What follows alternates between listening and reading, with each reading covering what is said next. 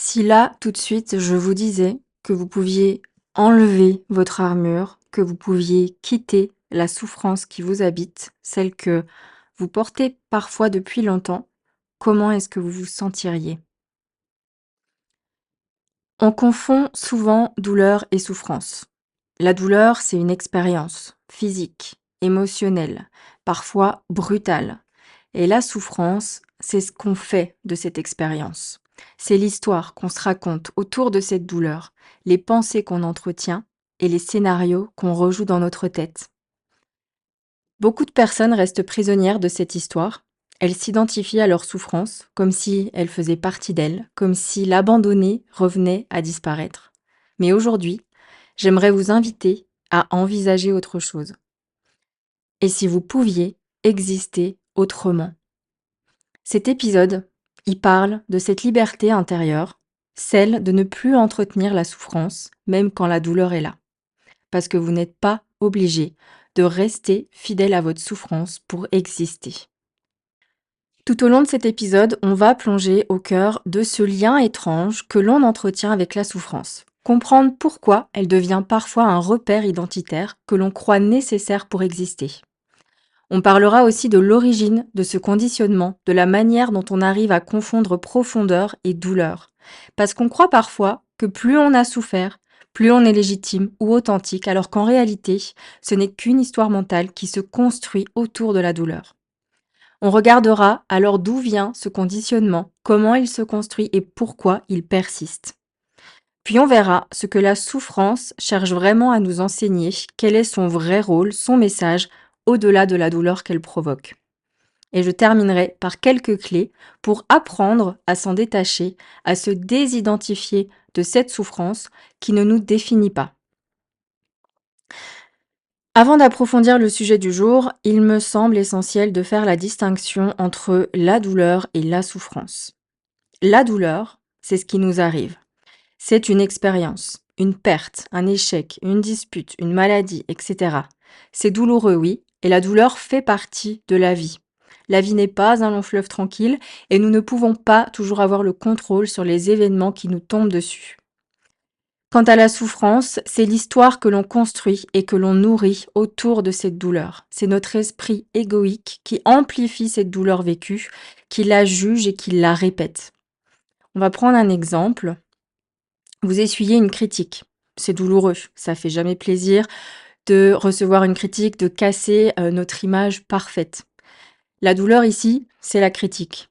La souffrance, elle, ce serait cette voix intérieure qui, à partir de cette critique, souvent isolée, va vous murmurer des « je ne vaux rien »,« je ne suis bonne à rien »,« je ne mérite pas de réussir », etc. C'est ce discours interne que vous laissez tourner en boucle et qui est provoqué par une douleur vécue ou revécue, parce que certains événements peuvent aussi venir réveiller des douleurs anciennes. En soi, la douleur, elle est neutre, c'est la vie qui agit. On donne souvent cet exemple, mais je le trouve parlant. La ligne de vie sur un électrocardiogramme n'est pas droite, elle n'est pas linéaire, sinon c'est que nous serions morts. Donc au contraire, elle va de bas en haut, elle aussi, et c'est ça le vivant. La souffrance, elle, se nourrit de nos pensées, de nos interprétations, de nos projections. Et c'est cette souffrance-là qui devient un repère identitaire où beaucoup restent coincés. Pourquoi? Eh bien, parce que nous avons tendance à identifier notre existence à ce que nous pensons ou ressentons. René Descartes, un célèbre philosophe et mathématicien, le disait « Je pense, donc je suis ». On pourrait dire ici « Je souffre, donc je suis ». La souffrance devient alors un ancrage. Elle nous rappelle que nous existons, que nous avons traversé quelque chose, que nous avons une histoire, une légitimité. Et paradoxalement, quitter cette souffrance peut faire peur, parce que cela vient remettre en question ce sentiment d'identité et de valeur. Quand on apprend à libérer ce qui nous emprisonne, on passe d'ailleurs souvent par un deuil identitaire. Une part de nous a besoin de mourir. Et c'est jamais très agréable à traverser pour notre ego, parce que notre ego, il a besoin de s'attacher à ce qui nous construit et à ce qu'il connaît de nous. Maintenant que cette distinction est faite et que le lien avec la souffrance est un peu plus clair, on va voir pourquoi ce lien se crée. Il faut comprendre et accepter que nous sommes des êtres conditionnés. Ça démarre pour tout le monde dans l'enfance. On va se construire littéralement en absorbant ce qui nous entoure. Donc, selon l'environnement qui nous a vu grandir, ça peut être le lieu, les personnalités qui nous entouraient, les figures d'attachement, la culture, la classe sociale, etc. Et on a créé nos définitions de ce qui est acceptable, digne et valorisé en fonction de cet environnement. Donc déjà, dès enfant, on a aussi un rapport inégal avec nos parents ou nos figures d'attachement. Donc si cette ou ces personnes ne nous ont pas laissé l'espace et la liberté d'être et d'exprimer qui nous sommes, nous avons dû, en tant qu'enfants, sacrifier qui nous étions pour rester en relation avec l'autre, avec l'adulte. Ensuite, au niveau sociétal, ces schémas ils vont se renforcer parce que on est dans une société, en tout cas je vais parler pour la France, la société occidentale, qui glorifie la performance, la réussite, la lutte et le dépassement de soi. Il faut être la meilleure version de soi-même. Et des phrases qui s'intègrent comme il faut bien gagner sa vie. Il y a vraiment l'idée de combat et d'abandon de soi au profit de faut que je gagne ma vie. Autrement dit, je ne mérite pas ma vie si je ne souffre pas. J'ai besoin de rentrer dans un moule, de m'adapter à la norme et de gommer qui je suis. Donc si je me concentre sur la France, on est sur des codes culturels qui mettent en avant ceux qui se battent. Il faut avoir une histoire à raconter. Si je n'ai pas lutté, je ne suis pas légitime. C'est ce qu'on nous inculque et on nous transmet à travers les médias de communication notamment. Autre sphère que j'ai envie d'aborder et qui peut massivement conditionner, alors qu'à la base on entre dedans pour se déconditionner, c'est le développement personnel. Il peut réellement devenir un piège qui ne fait qu'entretenir et renforcer la souffrance.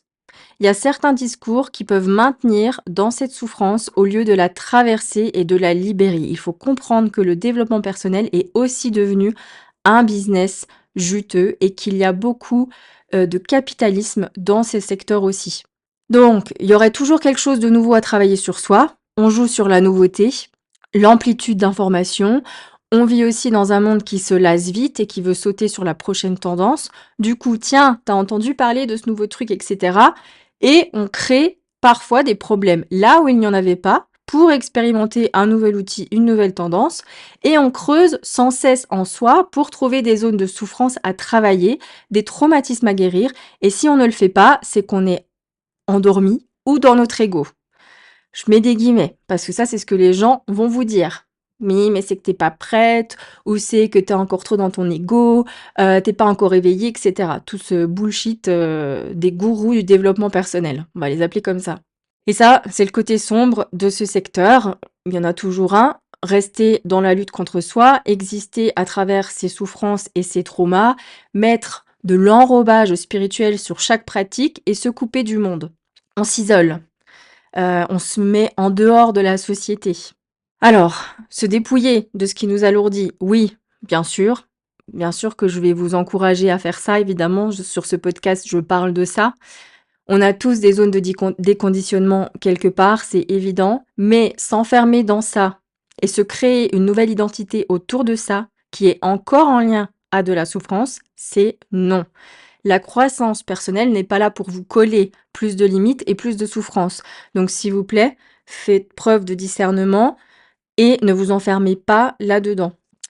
Voilà pour ce que je voulais vous dire à propos de ça. Ensuite, je vais terminer cette partie sur, nous à l'âge adulte. On a parlé de l'enfance, on a parlé des conditionnements aussi par rapport, à la société, au développement personnel.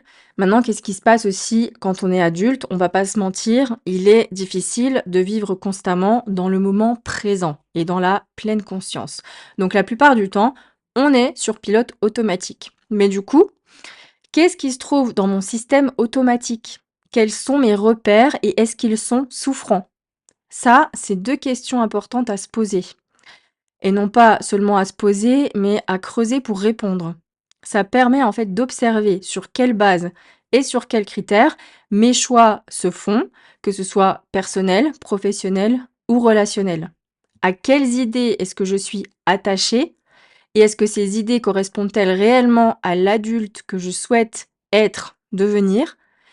Quel est l'environnement qui m'a construit au final et qui a forgé ce que je suis devenue? Et est-ce que j'ai besoin de m'en émanciper ou est-ce que je suis heureux, heureuse comme ça?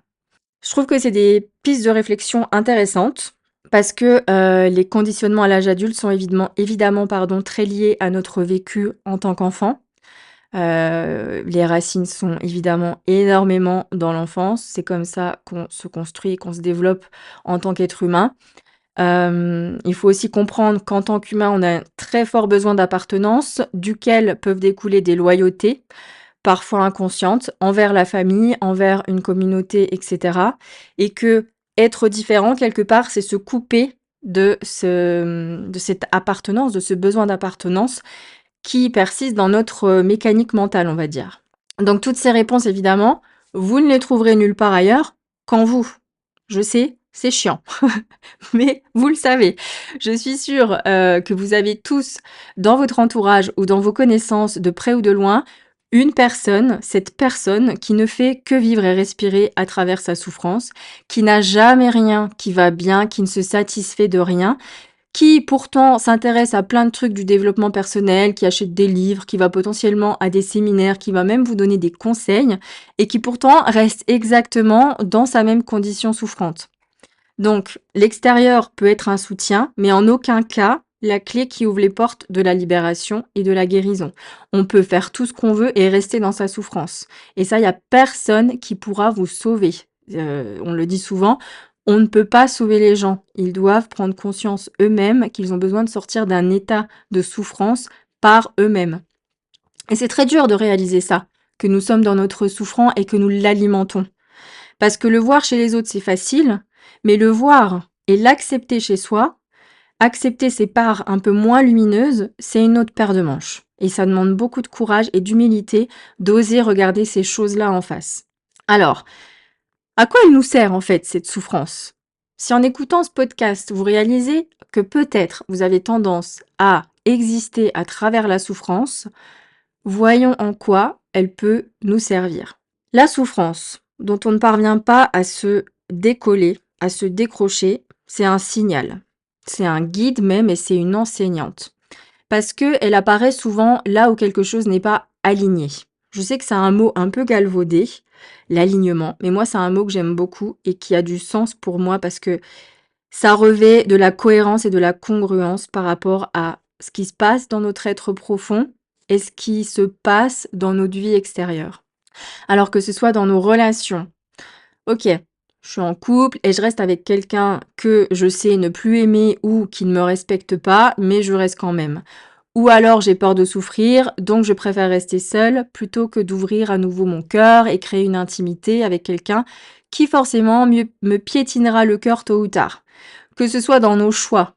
Je supporte plus mon boulot ni mes collègues, mais faut bien manger et payer les factures, donc je reste là où plus rien n'a de sens, même si je souffre chaque matin en allant au travail. Que ce soit dans nos croyances ou notre rapport à nous-mêmes. On m'a toujours projeté cette image de moi, alors j'ai appris à coller à cette image, pourtant ce n'est pas qui je suis au plus profond de moi, etc., etc. Si vous restez dans votre souffrant parce que vous pensez ne pas pouvoir exister autrement, ou parce que vous avez peur de décevoir les autres en devenant vous-même, ou de perdre des liens parce que vous êtes de plus en plus authentique et fidèle à la version de vous-même qui est réelle, vous allez, si vous restez dans ce souffrant, nourrir le récit mental qui crée cette souffrance. C'est très dur ce que je suis en train de vous dire et j'en ai conscience parce que j'en arrive ici. Vous créez votre souffrance. Vous. Pas les conditions extérieures, pas la société, pas les autres. Mais vous. Et c'est une pilule très dure à avaler, mais plus tôt vous la prendrez, et mieux ce sera. Ça vous évitera de prendre d'autres pilules plus tard encore moins agréables, parce que la sonnette d'alarme pour vous réveiller sera une maladie, un burn-out, une dépression, un accident, etc. Et comme je veux votre bien et que vous viviez la vie qui vous corresponde vraiment, même si vous ne savez pas encore à quoi elle ressemble, sachez déjà que si vous souffrez, c'est qu'un changement a besoin de s'opérer. La souffrance, elle est là pour vous pointer vos limites, vos mécanismes, vos attachements. Et elle révèle ce qui vous maintient dans la répétition et vous empêche d'avancer vers la paix et la liberté. Elle peut vraiment devenir un véritable catalyseur de transformation quand on apprend à s'en détacher et à l'écouter. Elle peut vraiment devenir une boussole intérieure. Ok, là je souffre, J'observe que je souffre et pourtant, je reste dans cette souffrance. Qu'est-ce que j'observe? Qu'est-ce que je peux mettre en lumière? Quelles peurs sont en train de s'exprimer? Quelles pensées interviennent dans mon esprit? Et essayez de ne pas vous identifier à tout cela, mais à observer et à apprendre plutôt pour continuer d'avancer et sortir peu à peu de cet état souffrant. Vous verrez, selon où vous en êtes sur votre chemin, qu'à un moment donné dans votre vie, vous allez limite la remercier, cette souffrance, parce qu'elle vous permet d'entrevoir un autre chemin, une autre perspective. Et plus vous allez avancer dans votre vie, plus vous allez pouvoir aussi connecter les événements que vous vivez. Et ça trouvera du sens, mais ça trouvera pas forcément du sens maintenant. C'est long une vie à vivre si on va jusqu'au bout de la moyenne d'âge. Je sais pas moi, vers 80 ans, il y a du chemin encore à faire et on voudrait déjà avoir toutes les réponses tout de suite dès qu'on a une prise de conscience ou qu'on aperçoit, ce qui a besoin d'être, creusé, détaché ou voilà, ce qu'on a besoin de libérer. Mais ça prend du temps. Faut être patient avec soi-même. Et je veux vous parler aussi de votre corps, un petit instant, parce que la souffrance, elle est pas toujours mentale, elle s'ancre aussi dans notre système nerveux. D'ailleurs, je vous renvoie vers l'épisode 81 du podcast sur le système nerveux et les traumas. Lorsque l'on vit souvent dans la souffrance, et notamment lorsque la souffrance est notre quotidien dès l'enfance, qu'elle soit physique, morale, environnementale, notre corps et notre cerveau s'habituent à être en mode survie. C'est-à-dire que on va être en alerte constante, en hypervigilance, même quand le danger n'est pas réel, et on le sait aujourd'hui, le cerveau ne différencie pas le réel de l'imaginaire.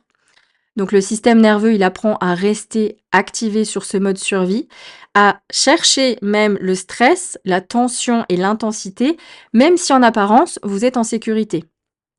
Et du coup, ce qui est surprenant, c'est que lorsque l'on atteint enfin un moment de paix, que tout va bien, le corps peut trouver ça inconfortable, puisque ce n'est pas ce qu'il connaît. Ce n'est pas son programme initial, on va dire, et il peut même trouver ça ennuyant. La tranquillité, ça va devenir étrange, voire même suspect, parce que notre système nerveux, il est habitué au chaos, à l'intensité, à l'instabilité. C'est pour cette raison que certaines personnes, moi comprise, confondent paix et vide, vont se mettre à chercher des zones de tension ou des situations compliquées juste pour sentir qu'elles existent. Mais la vraie libération finalement, ne serait-elle pas d'apprendre à habiter ce calme et à ressentir la vie sans histoire mentale autour? C'est sur cette question que l'on va passer à la dernière partie pour vous partager quelques pistes et clés qui peuvent aider à se désidentifier peu à peu de la souffrance. Donc on a exploré ce qu'est la souffrance, d'où elle vient, ce qu'elle cherche à nous enseigner. Qu'est-ce qu'on en fait maintenant?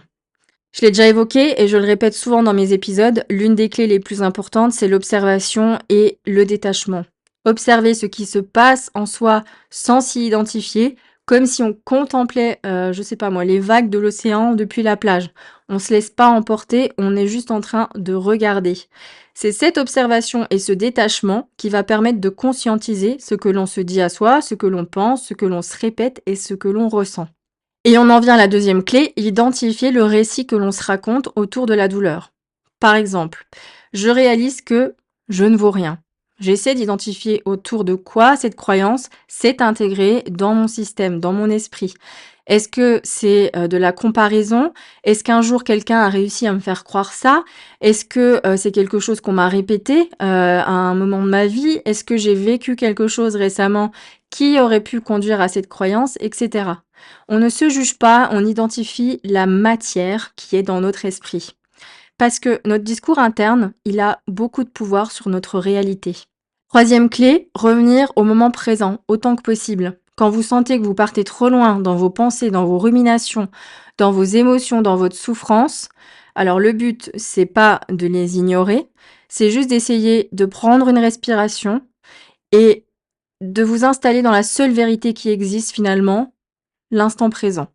J'existe en cette seconde même et je n'ai pas besoin de la souffrance pour exister. Je suis. Je suis vivant, vivante, ici et maintenant.